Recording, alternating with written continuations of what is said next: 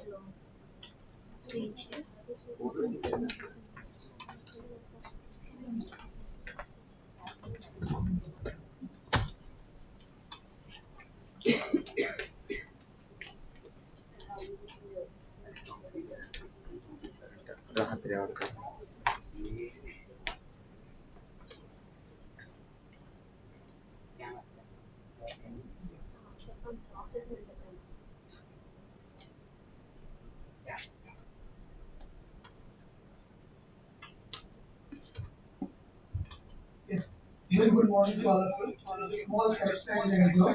I have done both my postdoc from IIT Kanpur and IIT Delhi. It's not people. So now today's topic, I will simply go to the topic, that is intelligent semiconductors in the perspective of non-volatile memories and various other things. So first of all, we'll see the outline of this presentation. We will see some AI in semiconductors, and there are some recent computing methods, semiconductor memories, and how those memories are affecting our smart intelligence or AI. How this semiconductor has evolved over the years. First of all, in 1940s to 1960s, we have some vacuum tubes. Then after the invention of first transistor was there, which was done by William Shockley and his team. And after that, we have gone to Moore's era. In Moore's era, we have seen 1990s till 2010, where we have followed the number of transistors in a chip was doubling our FT. 2 years later on, it was modified to 18 months. Then we have seen a unit of scaling, and right now we are working on intelligent semiconductors, which is being our present and future.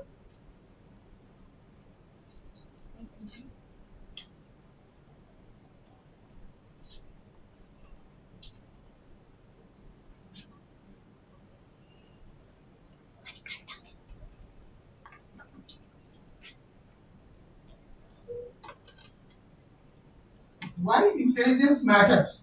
First of all, this intelligence will reduce your data movement, and by embedding the intelligence into your semiconductor devices, this will minimize the logic devices, and it will improve the performance of your CPU and memory by improving the energy efficiency. Then it will enable the real-time decision making. Right now, let's say we are driving the autonomous cars. In autonomous cars, what we require? We require the real-time decision making, so that the car will perform efficiently and more effective way. So for this, we require the real-time decision making. So our devices, whatever we have put in our autonomous vehicle, that should work smartly and that should perform the real-time analysis. Let's say something is in front of the car, then it should stop. Like in this case, we will require the smart sensors. So in this way, we will require several other smart things which will improve the performance of our AV and various other edge IoT devices. Then it will improve the performance, power efficiency. Let's say right now the main problem in the VLSI, you can say, is the power. We have come on from microwatt to nanowatt.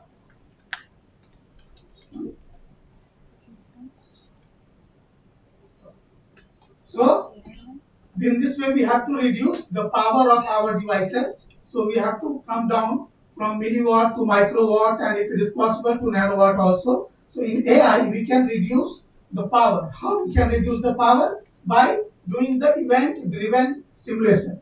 Whenever there will be event, then only our chip will consume the power. Otherwise, it will remain in the idle state. Next, it will support the emerging workloads. Those emerging workloads can be in terms of neuromorphic computing, TPU, that is a tensor-based computing, and those things whichever we are dealing with right now. What is this TPU and GPU based system? You must be aware about GPU, NVIDIA tool of GPU, which is very fast, which is performing very fast computation. Now we have termed a new thing, that is TPU. It is a tensor processing unit.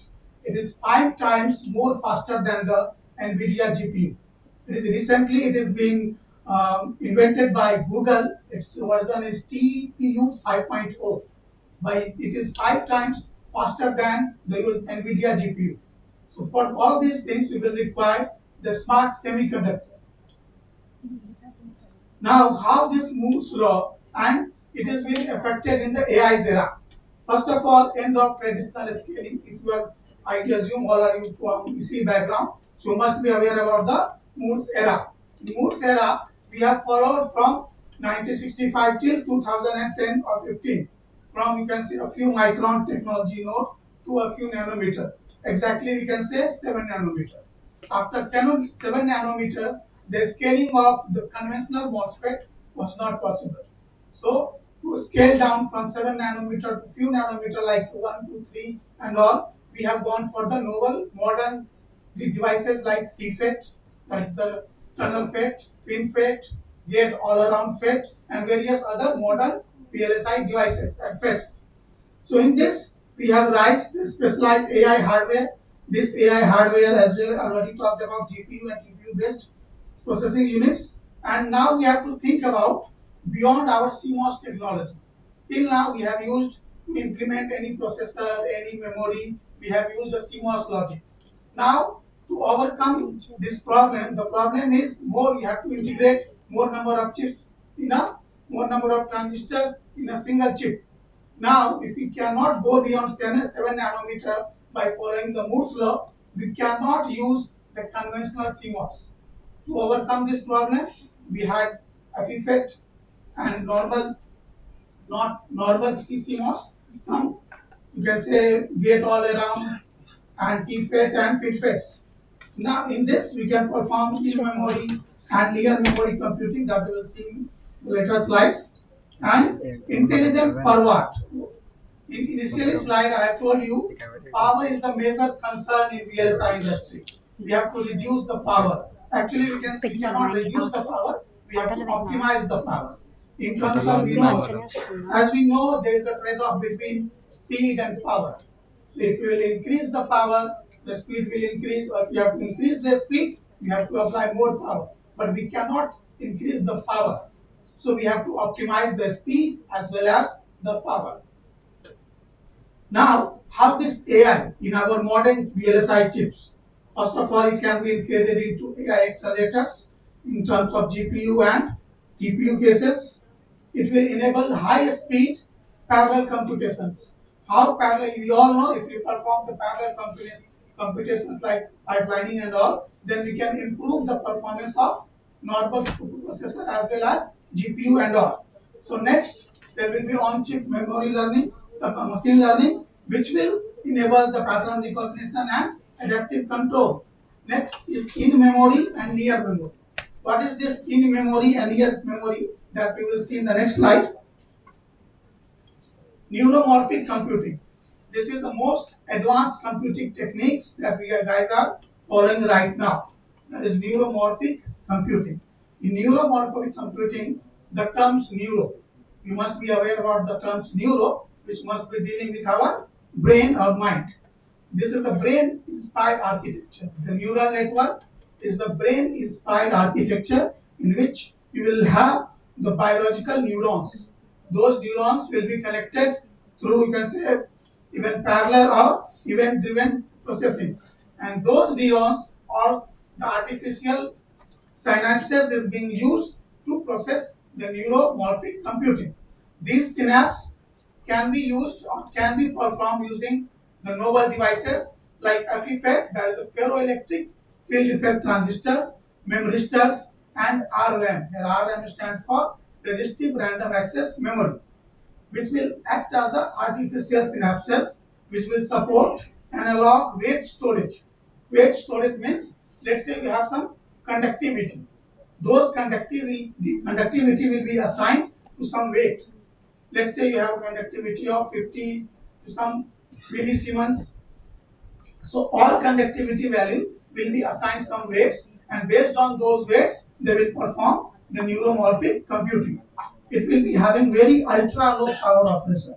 In this, the power operation will be very less. Why it will be less? Because it will be using the spike based computing, that is the event driven simulation. In this way, when there will be an event, then only the power will be consumed, otherwise the whole chip will be in idle state or in a sleep mode. In a sleep mode, it will not consume any power. Then on chip learning and adaptation, in this they will use STDP. STDP is a spike dependent, spike timing dependent plasticity.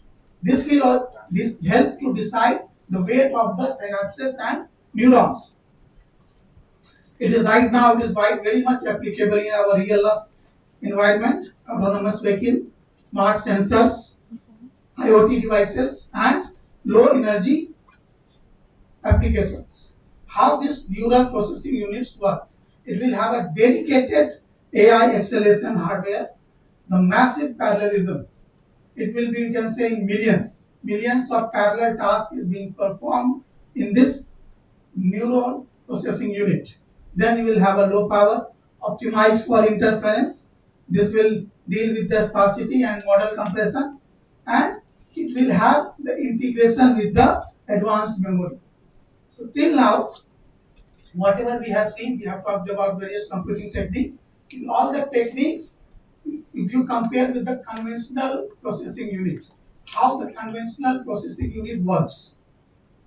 No, there is one information. If you guys feel any complexity, any problem, you can then and there stop me and ask me if you have any problem. So first of all, we will see how the conventional processor works. Whatever processor you have, how it works. You have a CPU, then you have a memory unit.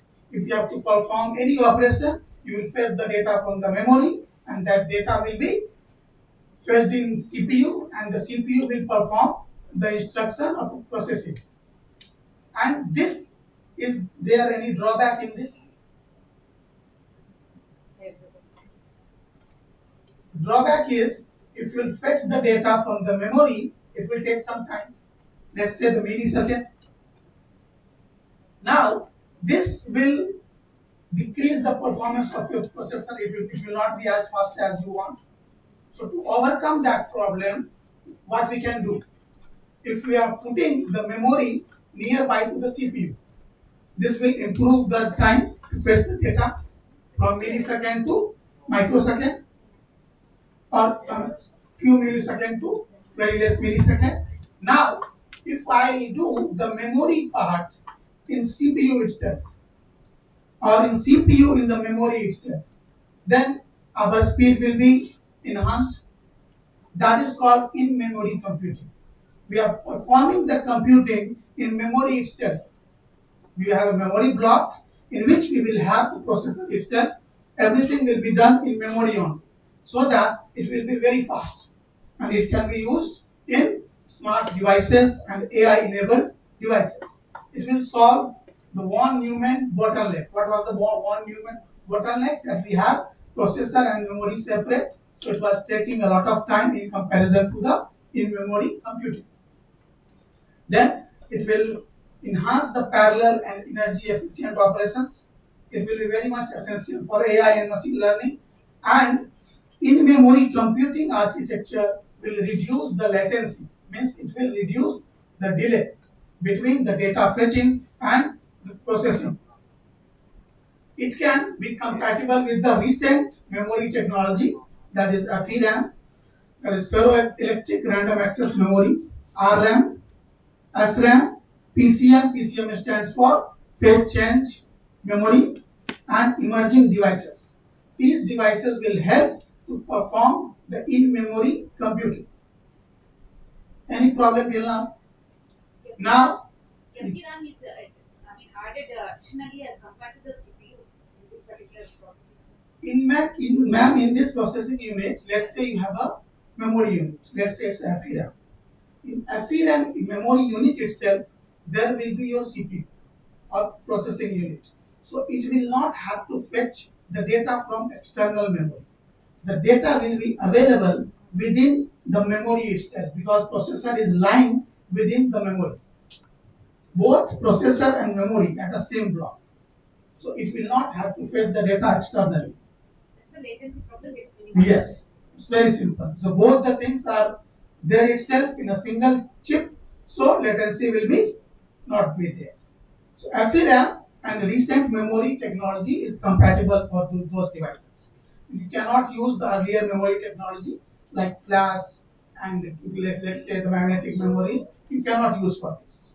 For this advanced memory technology, you can use. So till now we have talked about memory only. It's non-volatile. Non-volatile. All this memory which are you talking about, FDRAM is mainly a non-volatile memory.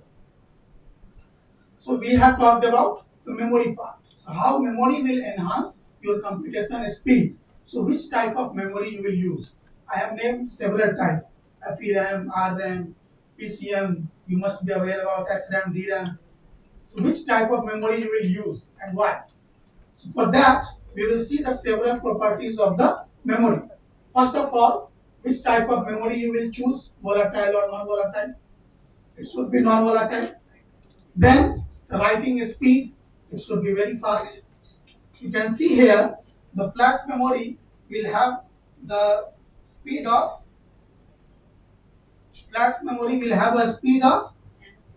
microsecond to millisecond. Later on, DRAM and SRAM will have in nanosecond, and phase change memory, you can see it has been increased to 100 nanosecond to 1 microsecond. And RAM or memristor. What is memristor? It is also a type of memory. It is, you can say, a fourth fundamental element. You must be aware about resistor, capacitor, and inductor. So this is the fourth element. It's a memristor. It will perform the memory operation based on the change in resistance. The properties are same as RAM. Property will be similar. It will be store the data based on the change in resistance value. Then let's say to store any data, what you require? 1 and 0 you have to store. So you have to store 1 and 0, so you require a high voltage and low voltage. Similarly, there will be two states, high resistance state and low resistance state. This we can term as on state and off state. If it is off state, the resistance will be very high. If it is on state, the resistance will be very low. So these two states are being used to store the digital data, that is 1 and 0. Okay. Next, you can see the write speed of FDRAM is also in nanosecond. So you can say it is very fast. Next is the endurance. What do you mean by endurance? Endurance is the number of read and write cycle a memory can support. Let's say you have some memory element, it will have some lifetime. How you will detect the lifetime? That means how many times you can read the data and you can write the data. That means you can store the data and read the data. There will be some limit. It may be 10 to the power something. So if that data returns out endurance is very high in FDRAM, it is around 10 to the power 8 to 10 to the power 12 read write cycle it can perform. Is it depends on actual life cycle of this particular memory card? Yes, it will depends on all memory. Let's say in earlier memory we have 10 to the power 4 and 5. The memory that we are using right now in our mobile phones, that is flash memory. It can support up to 10 to the power 4 and 5, not more than that. Instead, if you will use the FDRAM, it will be used for 10 to the power 8 to 10 to the power 12 read and write cycle. Why this much large range is there? Because it also depends on several memory. Sorry, several. Incorporated in mobile. Okay. Is it incorporated in mobiles already? Not now. FDRAM is not incorporated. It has been incorporated in smart cards. That too in Japan. In Japan, what you require in a smart card, or let's say you have a metro card, what you require, you do not want to put it outside the purse or pocket. When you go through, it will scan and done. So for that purpose, you require very high speed memory. So for that purpose, you can use FDRAM. You will go through and that will scan, it will be over. For other purposes, it can be used for space application. In a space application, we require very fast. So for that application, we will require the FDRAM. Next is energy per volume. Per operation, you can say that it will consume very less. You can say in microvolt.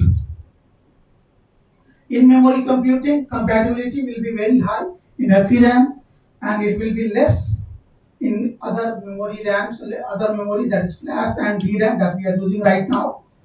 Next is CMOS compatibility. Right now, we all know our industry and manufacturing unit is based on CMOS. It is not possible that we can switch from CMOS to other technology. We cannot all of a sudden, we cannot, you can say, change all the machines. It is in billions and billions. So the next technology which we are going to adapt, it must be compatible with the existing technology.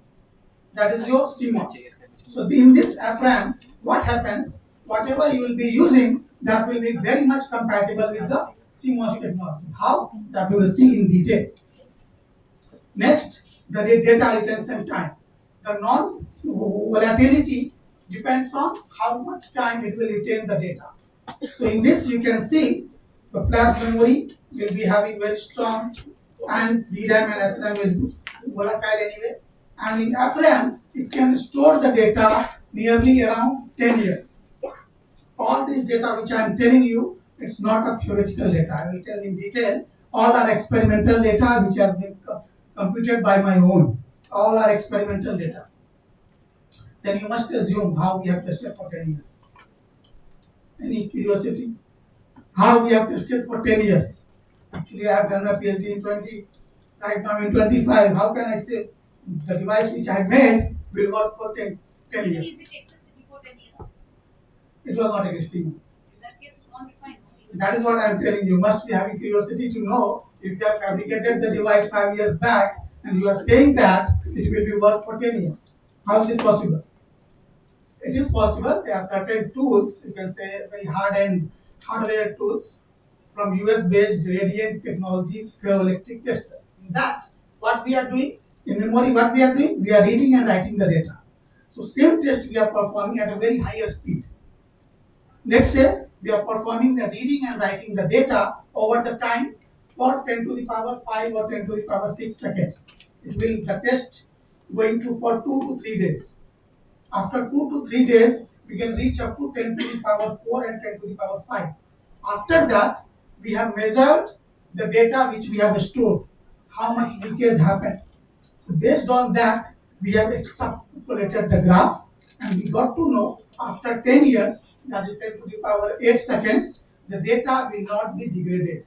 It will be degraded by only, you can say 8 to 10%. So in that way, we can say whatever data we have stored in FDRAM, that will be last longer than the 10 years. Okay. Next, it is very much compatible with the AI and edge suitability. And all in overall assessment, if you see in all these memory devices, the FDRAM will be having the upper edge. Any problem till now? Okay. Next, semiconductor memories. We all know, I will not go into the deep and say very basics.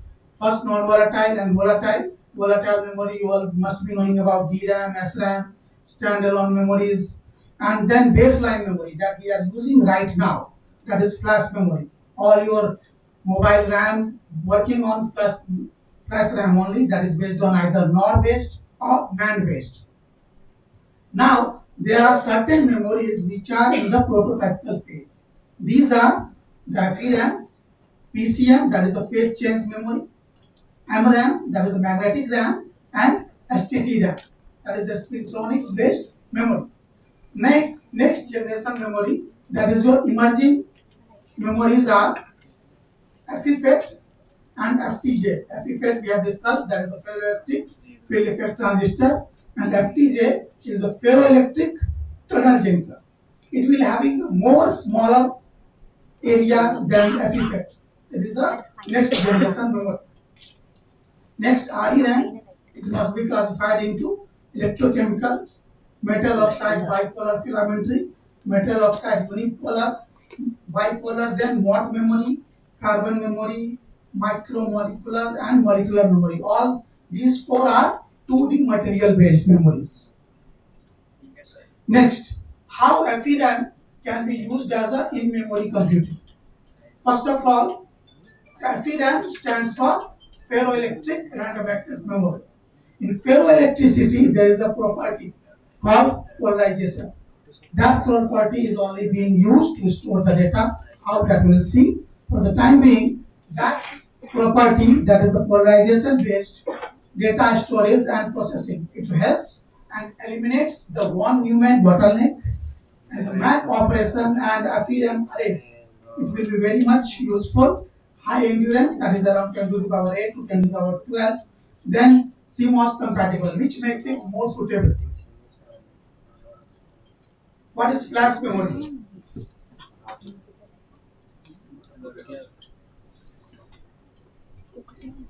Flash memory was first invented in 1984 by Fujio Masuka at Toshiba Lab.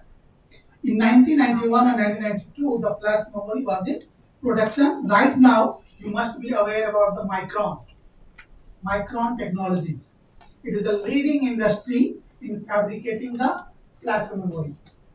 They are only fabricating the flash-based memory till now. That too, the NAND-based. The cell structure will be having like this.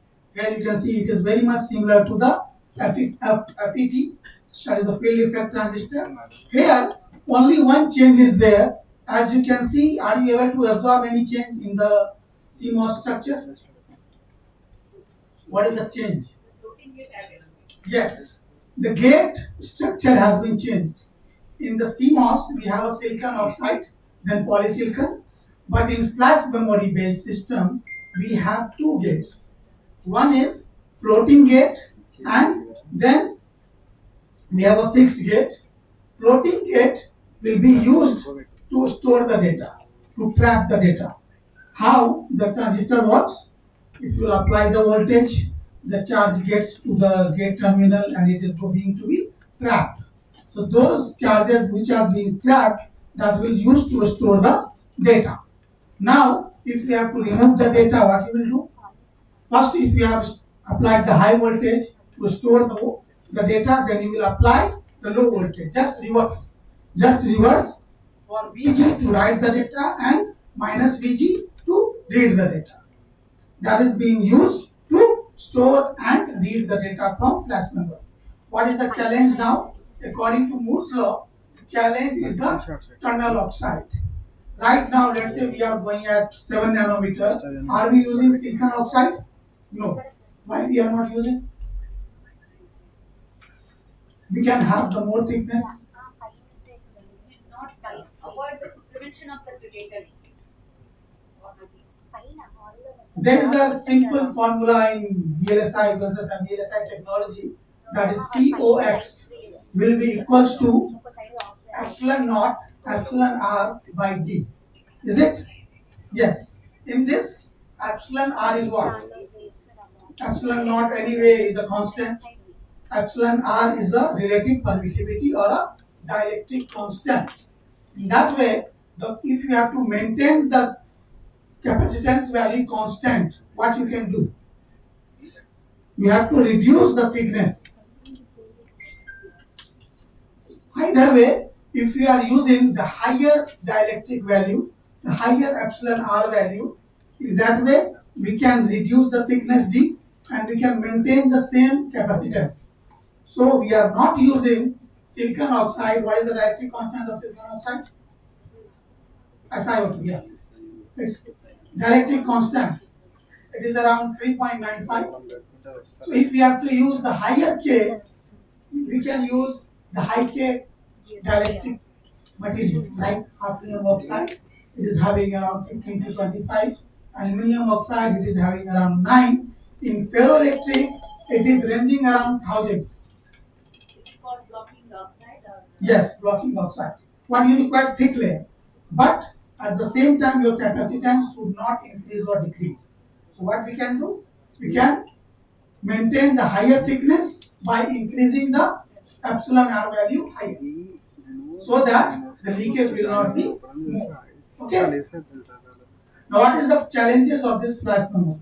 Why in next generation we are going to discard this for next generation computation? First is the cost. The chip size will be very high. The performance and reliability, that is the data intention time, is less, and endurance is also less. Now to overcome these problems, we are proposing the FERAM or FEFET. It is consist of a DRAM structure, you can say, one transistor and one capacitor. DRAM consists of that only, one transistor and one capacitor. So first was used, it is being used to polarization and dipole moment. Earlier we have seen how 1 and 0 is being stored. So in FERAM, how the 1 and 0 will be stored. In that, we will be having two polarization. One will be in upside, one will be in downside. That two polarization states will be used to store the two values, that is 1 and 0. What is polarization? Can I ask? Okay, fine. First of all, what is dielectric? Insulating material is It's a you can say a special class of material that is being used to store the data. Capacitor is what? Parallel plate capacitor. We have two parallel plates. In between we have a dielectric material. Now, how much data your capacitor will store? That will depend upon that dielectric material. So here also, that dielectric material is, you have to pick or you have to choose in such a way so that you can get the maximum performance. There are various materials available, around hundreds. Apart from that, you have to choose one or two. Based on your application, you will choose one or two materials which will store maximum amount of data. Now, how this dielectric, now we can just say that dielectric is a special class of material which can be used to store the data by polarization. Is it conducting? No. It is an insulator, as we have said, but it may polarize. Polarization is some kind of conduction only. Let's say some dipoles, that is positive and negative ions, are oriented in a different ways. But when we are applying the voltage, it will align in a proper direction. Let's say if you are applying a voltage plus V, so it will align like this, positive and negative.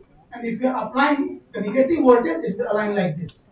So positive will be used to store the plus 1 and negative will be used to store 0. So we have stored 1 and 0. So to have that, we have a structure like 1T, 1C structure. One transistor, and we have attached one ferroelectric capacitor. This ferroelectric is nothing but it's a parallel plate capacitor.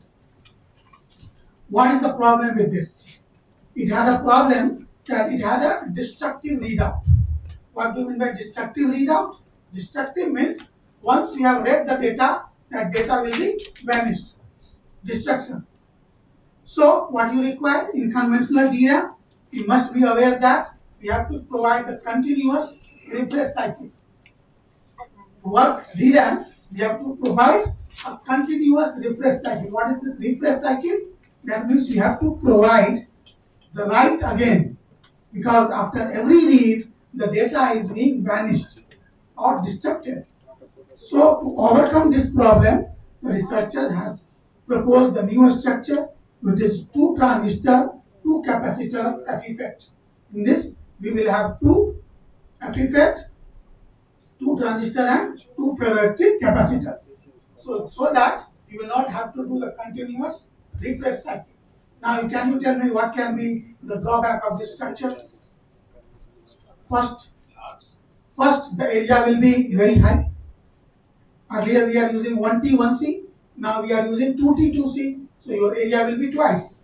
So in VLSI, area and power is the overhead. So we cannot increase the area. So if we have a larger area, the cost will be higher.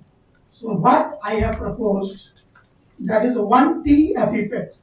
In that, I have merged this ferroelectric capacitor, which we are using externally, which are being merged as a gate terminal of the transistor.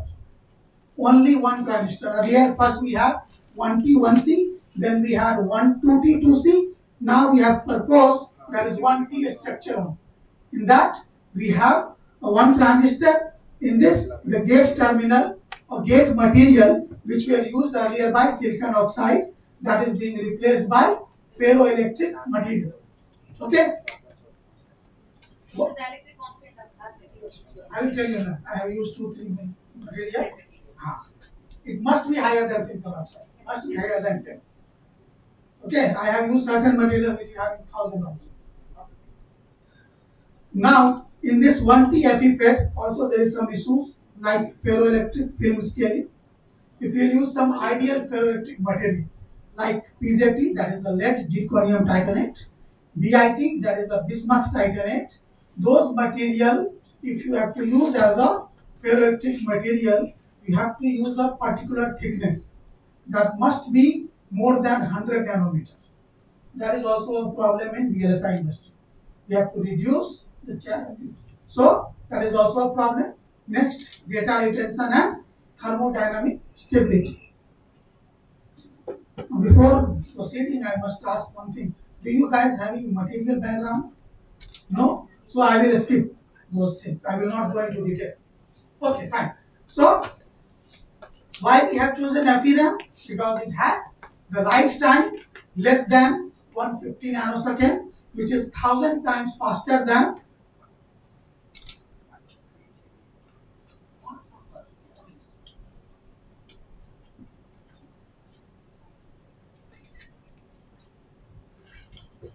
you guys following?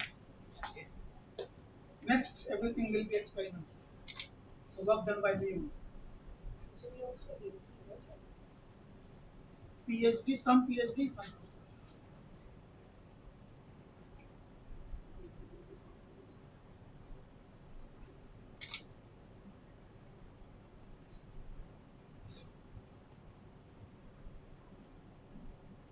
So how you can say sir, energy efficiency have given us energy efficiency for this PRAMs is high.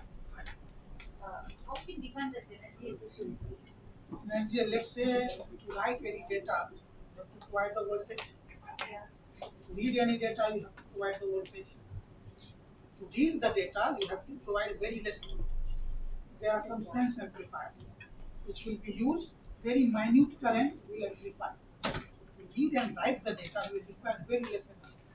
You can say in Fermi Joule, 10 to the power minus 15, very less. Efficiency point of view, just have it. Okay. No. Efficiency point of view, have it out there. Energy consumption, very fast it's low only, either to the reading or to the writing. But the efficiency point of view, in what way it's justified? That's my question.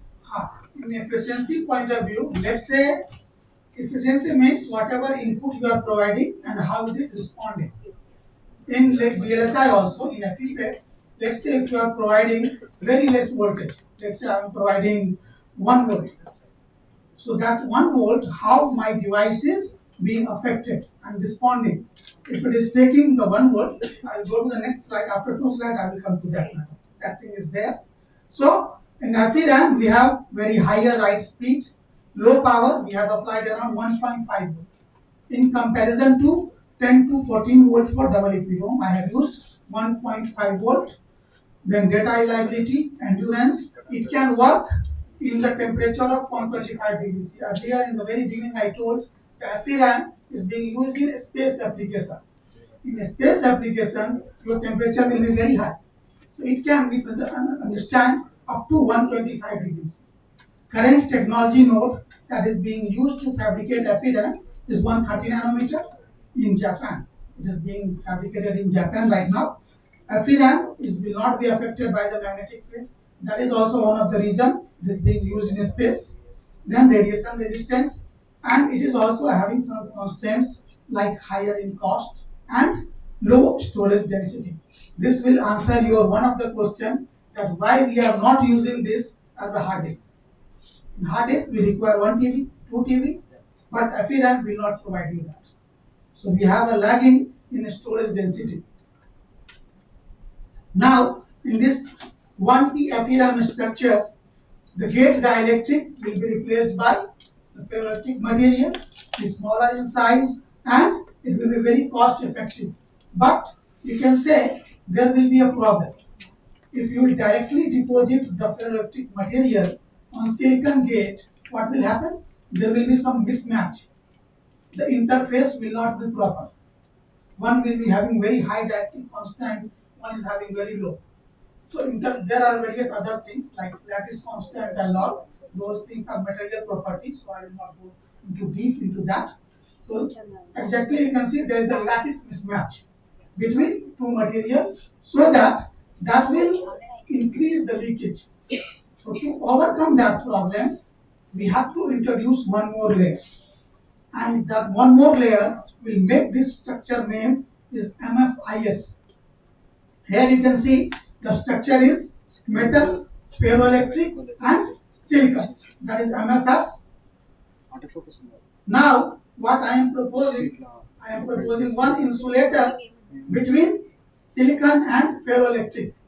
That will be reduce the mismatch. So that structure will become MFIS. Here you can see one insulator layer has been proposed between ferroelectric and silicon. Here this plus minus is the polarization consisting of positive and negative ions. There is no question of SiO2 to be used in No. the substrate. SiO2 will create a problem in this. Anyway, we have to go for the higher thickness. So if we cannot use the, you can say SiO2. If you use SiO2 with higher thickness, then your capacitance value will decrease. But we have to maintain. So we have to use high K material. Why I am using high K material, that also I will tell you. Now what is the issues with this? Let's say you have to get it polarized. We have 4 layers: metal, ferroelectric, insulator and silicon. If we are applying any voltage, any gate voltage, that is VG, that will be bifurcated into 2 parts. One is VF, that is the voltage across ferroelectric layer, and second is VI, that is the voltage across insulator layer. Since Q is directly proportional to V, so we can say the charge across ferroelectric layer will be equals to the charge across insulator layer.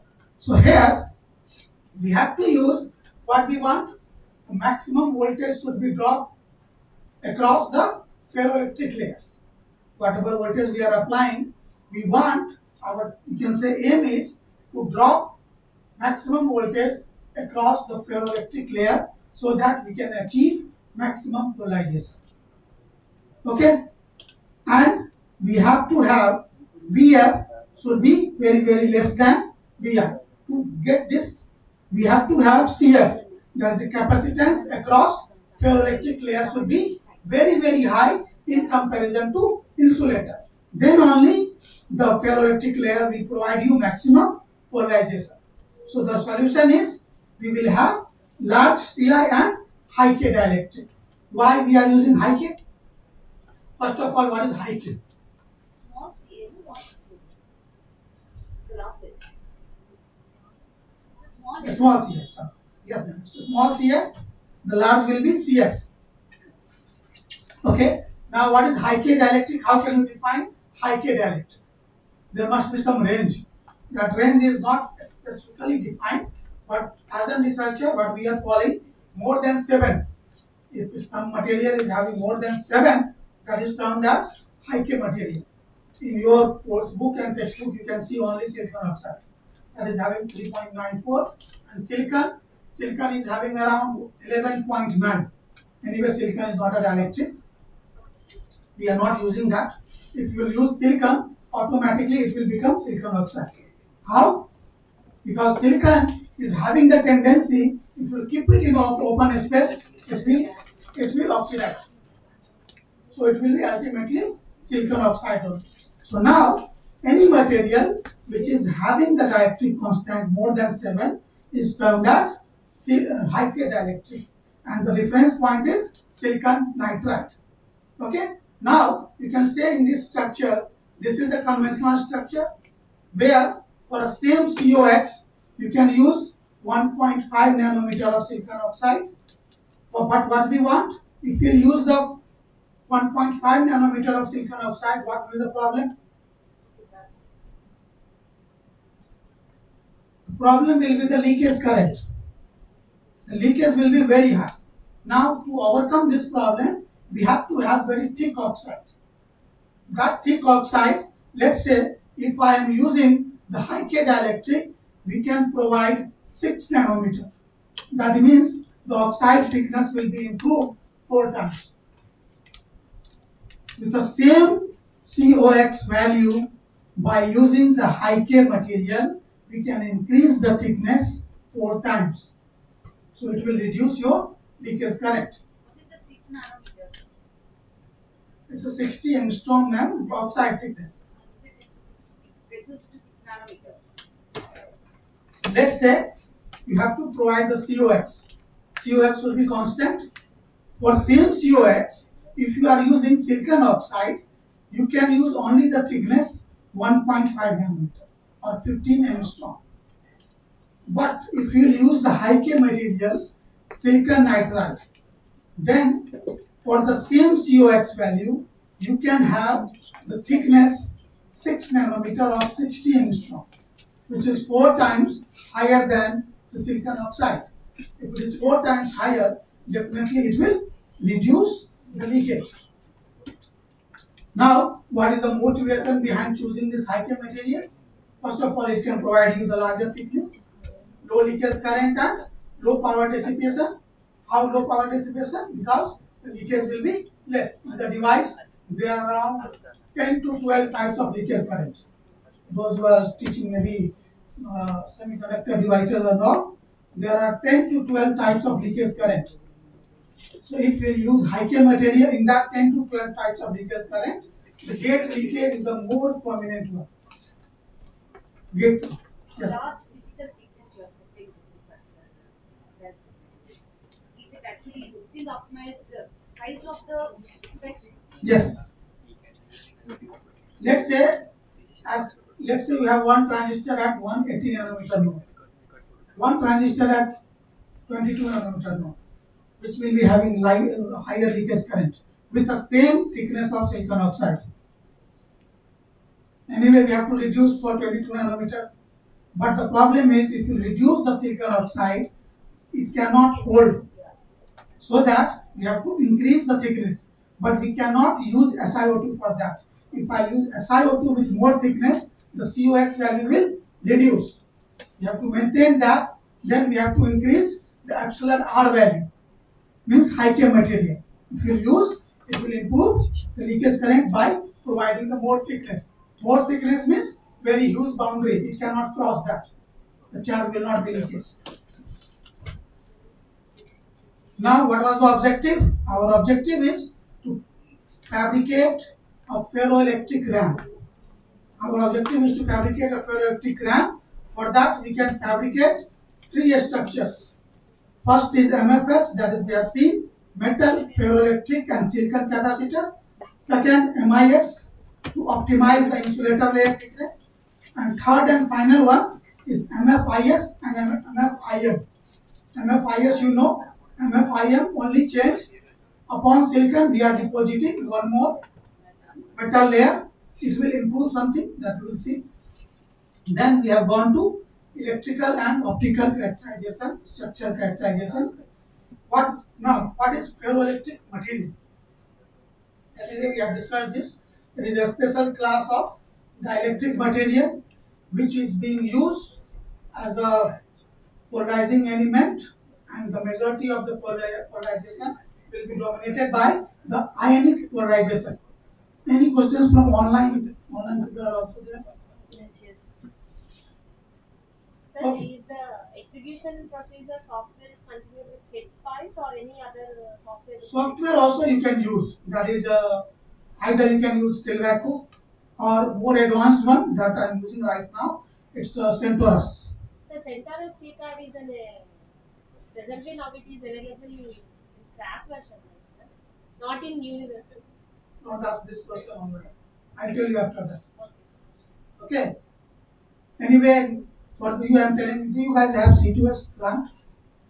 So I will help you. You may get. Okay. So we have the license version here also. In that we are using Centaurus tool, which is being used to simulate any kind of semiconductor devices provided by Synopsys that we got under the C2S scheme by Department of METI and CDEC.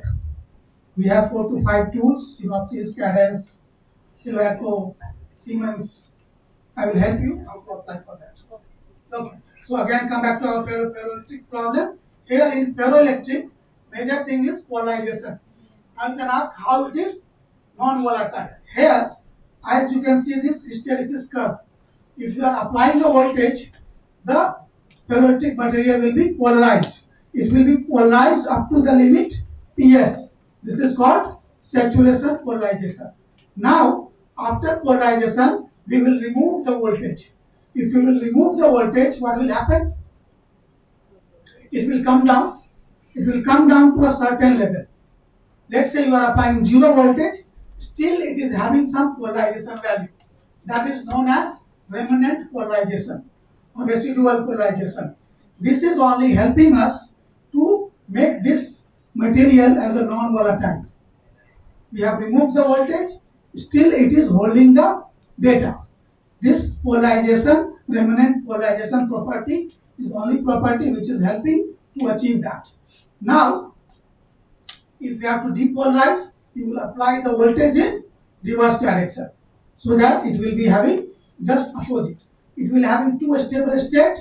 One is plus PR and minus PR. These two meta-stable states is being used to store the two values, that is 1 and 0. What is this dielectric material? These dielectric materials I have used in my work or insulator layer, alumina and hafnium oxide. Alumina is having the dielectric constant of 9, band gap of 8.8 electron volt. Conduction band and valence band offset is around 2.8 and 4.9. And similarly for HFO2, the dielectric constant is 25 and other parameters. Here you can see the properties of alumina. It is very much, you can say, interfacial match with the silicon oxide. You can say the best one. If you deposit the alumina upon the silicon, it will provide you very good result. It will not have any mismatch. Similarly, in comparison to alumina, HFO2 also can provide with some limitation. They have some characteristics like excellent TDDB. Here TDDB stands for time dependent dielectric breakdown. We know everything having some lifespan. So after time, their property will be reduced. But hafnium oxide, we are having very excellent time dependent dielectric breakdown. So that means it will store the data for very, very high lifespan. So the time dependent is it depends on usage or Users. based on usage? If you want to use, it will be there. Now, what was the work plan? How I have fabricated this? It may be interesting. First of all, we will be taking the silicon wafer P-type 100. Those who have not seen, please Google it. Silicon wafer You guys might have seen the compact disc, 4-inch. It is just like that. The color will be, you can say, gray and brown. Silicon wafer, 4-inch, 2-inch. I have used 2-inch. So 2-inch silicon wafer I have used to fabricate this device. So first of all, to proceed with the fabrication process, you have to clean the wafer. So since it is a nanometer, let's say you have a dust particle. So before going to that, you must know what is clean room. You might have heard about clean room. What is clean room? This is also clean room, but not for fabricating this device. Clean room has been specified on the terms of class. Class 10, class 100, class 1000. It means, what do you mean by class 10, 100? You must ask, please, you guys are faculty. If you are not understanding, it's my responsibility to make you understand. Okay?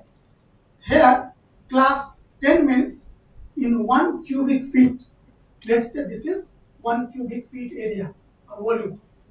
In that volume, the total dust particle should not exceed 10 with a minimum dimension of 1 micrometer. Understood? In 1 cubic feet, the number of dust particle having the dimension 1 micrometer, it will not be more than 10. Similarly for class 100 and class 1000. Class 100 we have in ISC Bangalore. You guys can visit. There is one scheme is there, NPIU, Nano Users Program. Using that, you guys can visit. They will pay everything. Boarding, lodging, everything they will pay. So you guys can visit. You guys can see how this works. Now, these are some, you can say, tools which I had in my PhD. First process is cleaning. How do you clean? The silicon wafer can have a lot of dust particles, a lot of other problems. How to clean that? We cannot clean like any techniques. So for that, we have some scientific technique. First one, you can say the piranha cleaning, that is being used, or acidic HNO3 you will use. But in my work, I have used RCA, that the standard cleaning procedure provided by Radio Corporation of America, RCA. It is a standard cleaning procedure. It consists of 2 processes. First one is RCA1 and RCA2. In RCA1, we will be using certain chemicals like, you can say, NH4OH, H2O2 and water. The water will not be normal water, that will be DI water. To provide that water, we have a plant, DI water plant, which is having the resistivity. DI means what? Deionized water, having the resistivity very high. This plant was providing the water having the resistivity around 10 mega ohm. 10 mega ohm, very high, so that it cannot react. So that, quite opposite to the seawater. yes, just opposite, 180 degrees Celsius. So it is very high. Is it equal to distilled water or? Somewhat. Some people are using distilled water. If they don't have this plant, they are using distilled water. So here we are using DI water with some ratio. So to remove some heavy metal contaminants from silicon wafer, then we are using RCA2. In that we are removing some organic components and lightweight materials. In that RCA2 we have water, some ratio, that is 6:1:1. Then second we have a HCl and H2O, that is a hydrogen peroxide. So these things are being used to clean the wafer. Now HF to clean the silicon oxide. As I told in the initially, if you expose the silicon wafer in the environment, it will oxidize. That also needs to be removed. So to remove that, we have highly concentrated hydrogen fluoride, which will remove the oxygen layer, SiO2 layer. After that, we have gone for the deposition. What we have to deposit? First insulator, then we have to deposit ferroelectric. To deposit the insulator, I have used 2 techniques. First is RF and DCS sputtering, and second is, you can say, atomic layer deposition. It is very high and cool. Right now in India, only 2-3 places are there. When I was in PhD 2015, it was there in only 2 universities. One in IIIT Allahabad, another one in Sense Bangalore. Yeah. Equipment cost around 3 crore.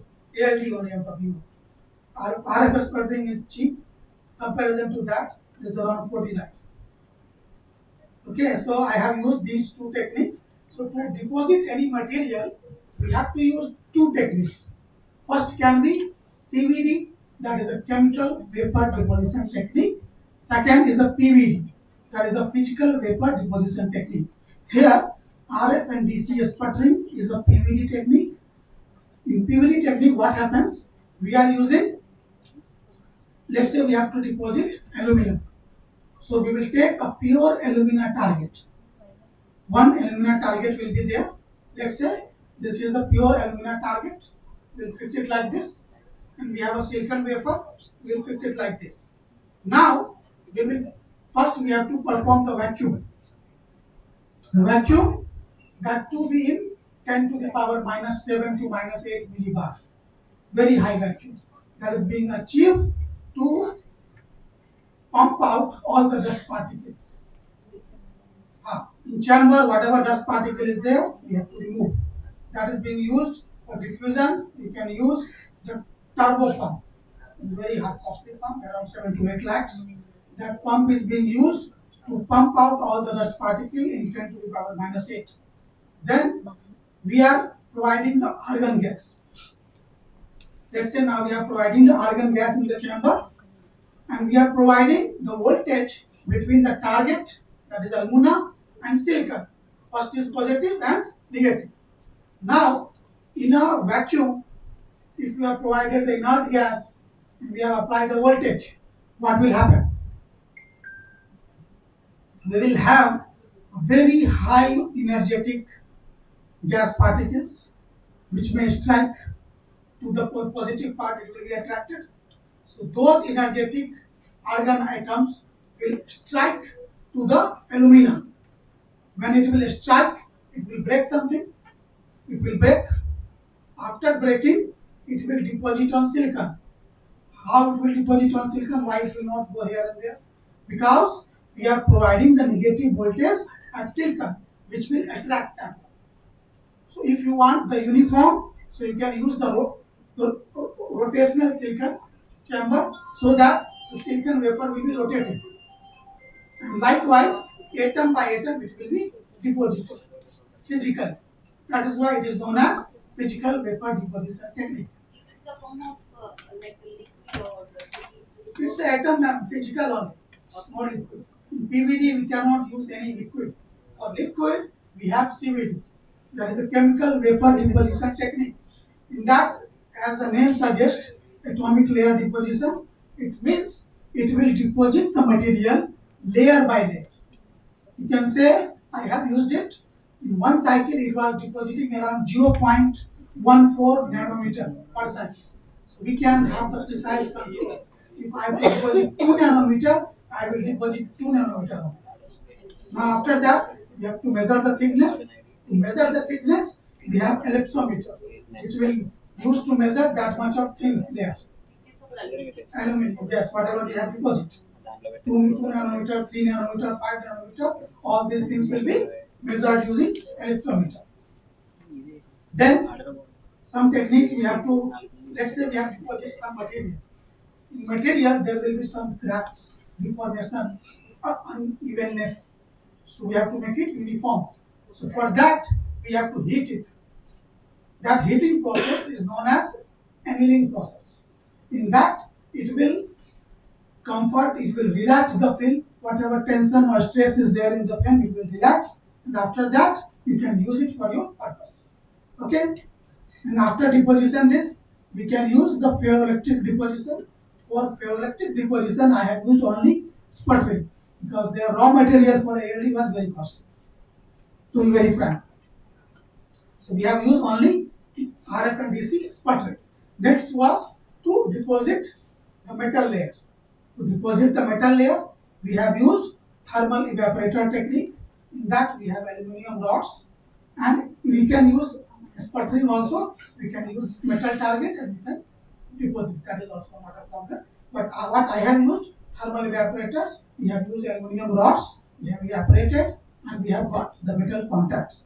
You might be aware about the CMOS fabrication flow, so I'm not going into deep. Then after, we have measured the electrical characteristics. Those electrical so I will be a bit faster now. So this was the property of BIT. BIT is a ferroelectric material. I will explain only BIT.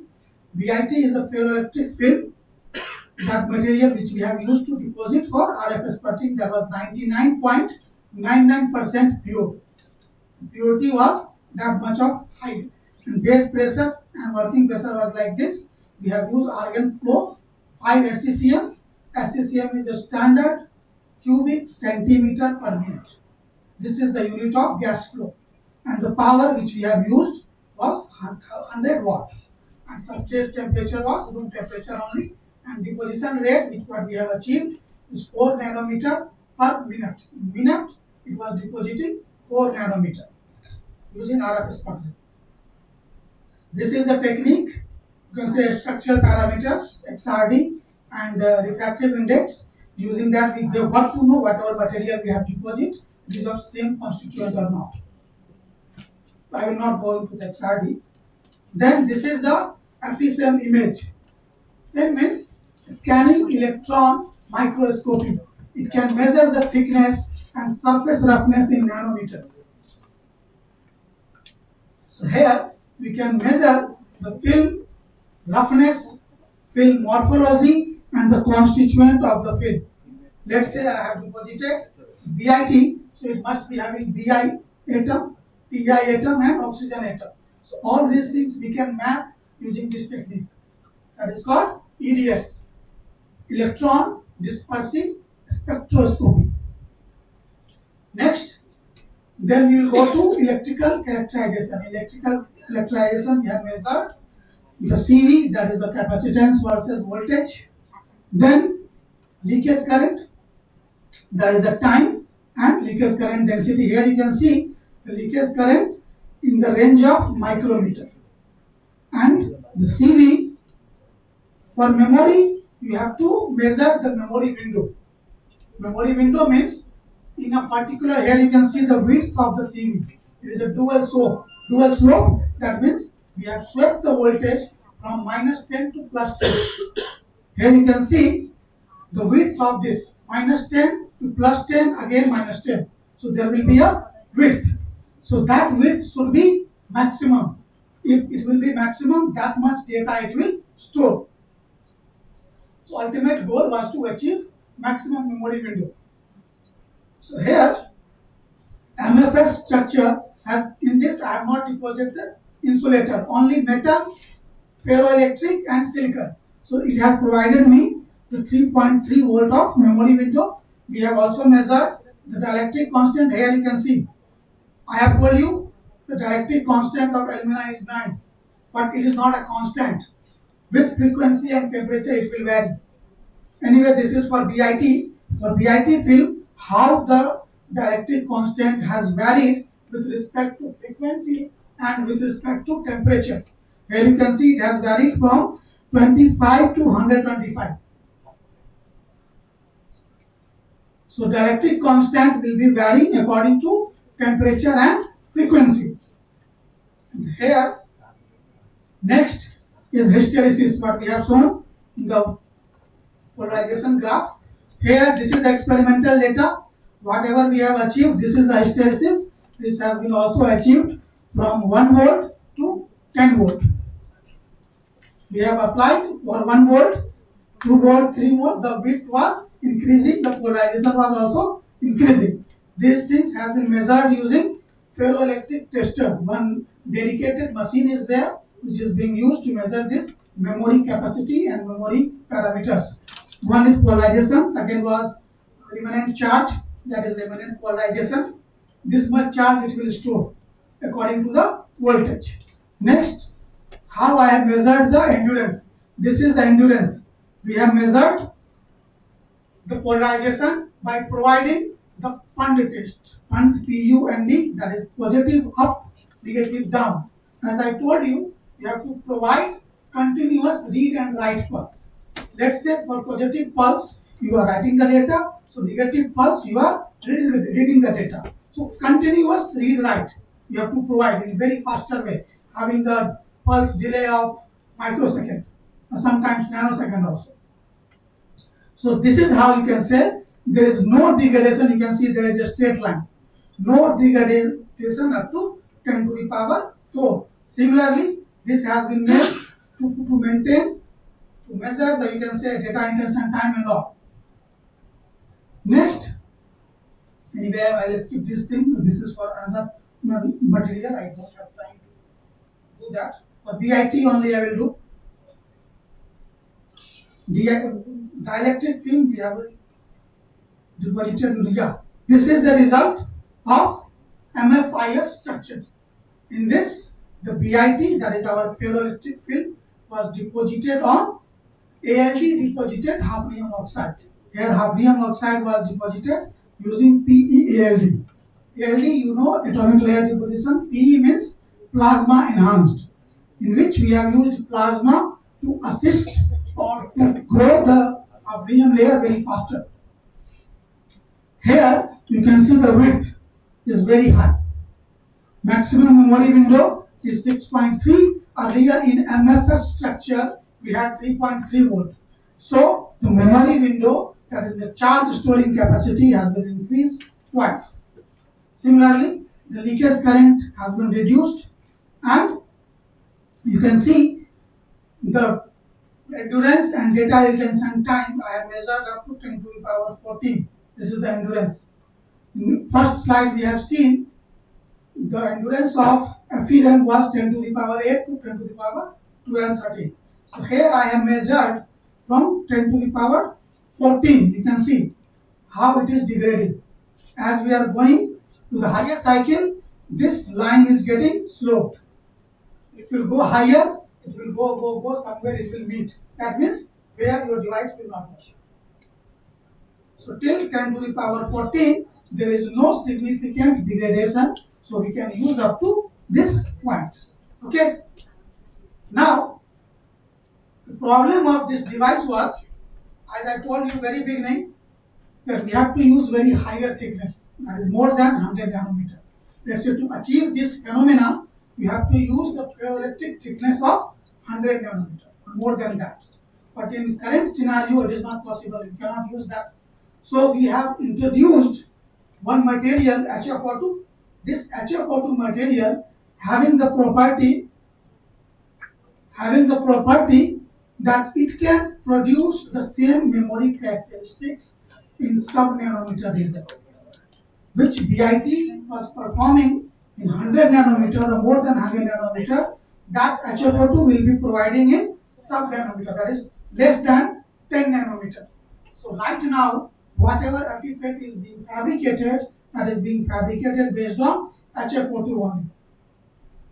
So in HFO2, I have deposited using PEALD and sputtering both. I have compared. So first is HFO2. It will behave like a dielectric or ferroelectric. So now here you can see this is also providing a memory window of around 4 volt with a particular thickness. If you will increase the thickness of this hafnium oxide, you will not get the parameter. Let's say if you use 30 nanometer of hafnium oxide, you will not achieve this memory. It will not work because there is some material property. There are some phases in the material. There are some phases like monoclinic, octahedral, rhombohedral, like this. So to stabilize those phases, we have to perform annealing. Then only you can achieve the ferroelectric property. Otherwise you can't. So here for 10 nanometer film, we have achieved the maximum memory window and maximum endurance and data retention time. This is for PEALD deposited film. This can be also achieved with less performance in sputtered film. That is sputtering we have used for deposition. PVD, here you can see the width of this is less in comparison to PEALD. PEALD was having the higher width, so PEALD deposited film has higher potential and higher, you can say, memory property.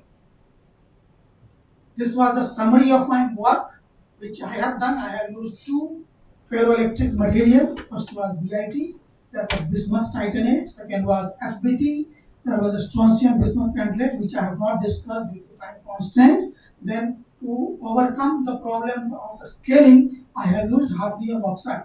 That hafnium oxide is very much compatible with our existing technology, and existing CMOS compatibility is there. So we not have to make any further change in our foundry and manufacturing unit. So this was the conclusion. So your high K buffer layer with MFI structure will provide you higher memory window, leakage current and endurance. So finally, MFIES structure. Yes. Used for your designs. MFIS and most advanced you can say hafnium oxide, only MIS structure. Metal, that is metal, hafnium oxide and silicon. That is the best one. That is right now it is being followed in the industry. MIFEIM has specified somewhere else. Oh, MFIM, yes, yes. That is actually what happens now. Now here you can see, ma'am, this curve. Not the curves are actually the. No, I'm yeah. Are you able to see this curve? Yeah. Here you can see the upside.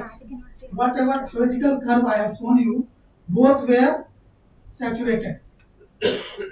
Upside and downside, both were saturated. If you remember that saturation polarization, resonant polarization curve, like this, downward, like this it was there. But in this, it is saturated one side, but downside it is not. It's a peak. So if it is peak, you cannot distinguish. Why there is a peak? Because upside I have used another material, metal, and downside it was silicon. So there is a mismatch in electron. So that's why it is there. To overcome this problem, we have used downside also one metal layer. That is semiconductor, then metal. After semiconductor, there is one another metal layer, that was a titanium nitride, then insulator, then ferroelectric, then again metal. So here you can see both is having metal layer, top and bottom. So it has given me the saturated results. That was the reason I have Use the metal layer bottom also. yes. So now the floor is open for questions. If they have.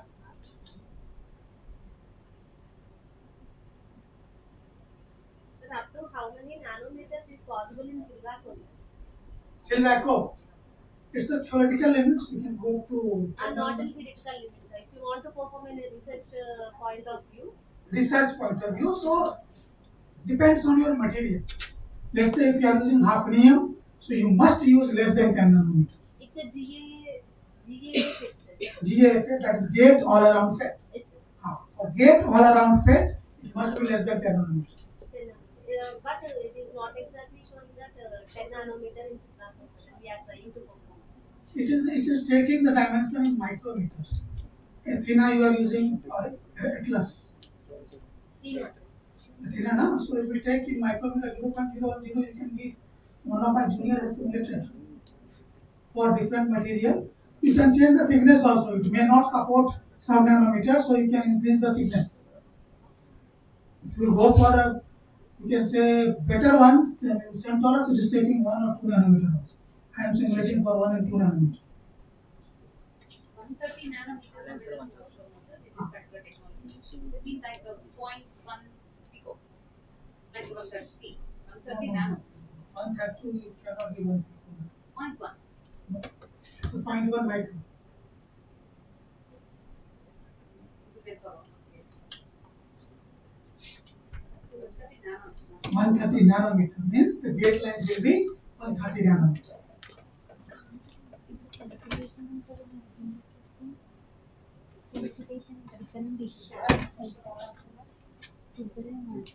But gate should be single only, na, sir? The gate will be single. It's a simple CMOS.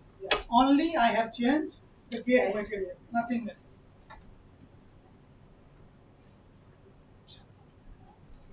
Any questions from participants? I Whether they have understood everything or not. Any questions noted from online participants?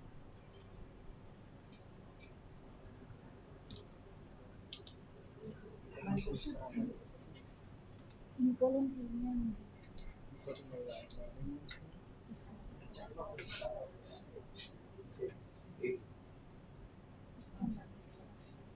లేదంటే నిఖిలాన్ని వస్తే నిఖిలాన్ని camera పట్టుకున్నా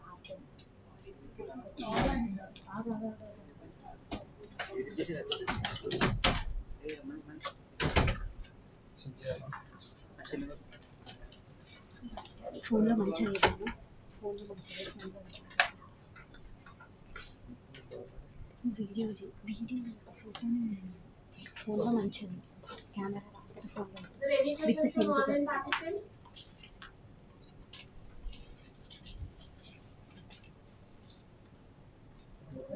No, no, madam. Yes, sir. Maybe I can share my email ID if they have any discuss over the email. Okay, sir. Thank you, sir.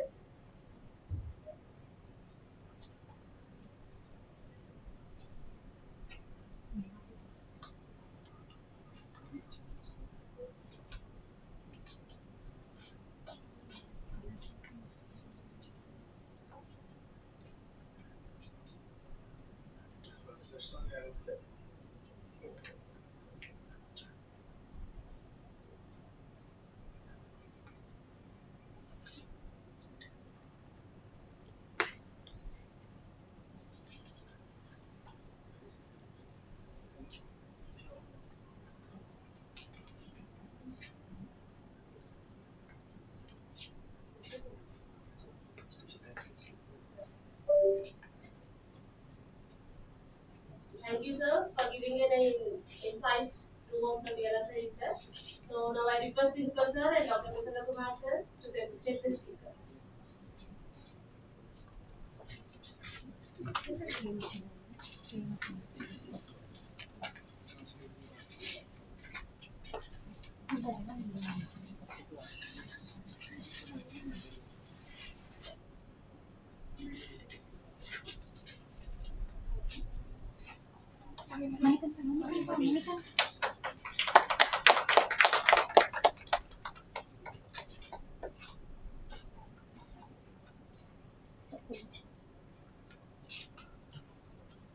We'll go run it. Back at the leader.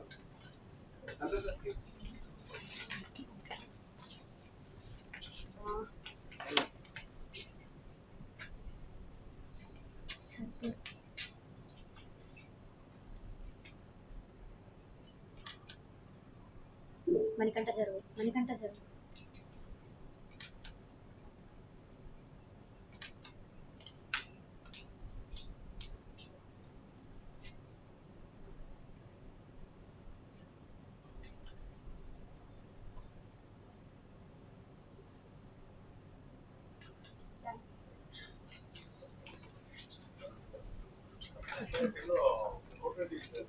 Yeah, we right now need the vice chancellor.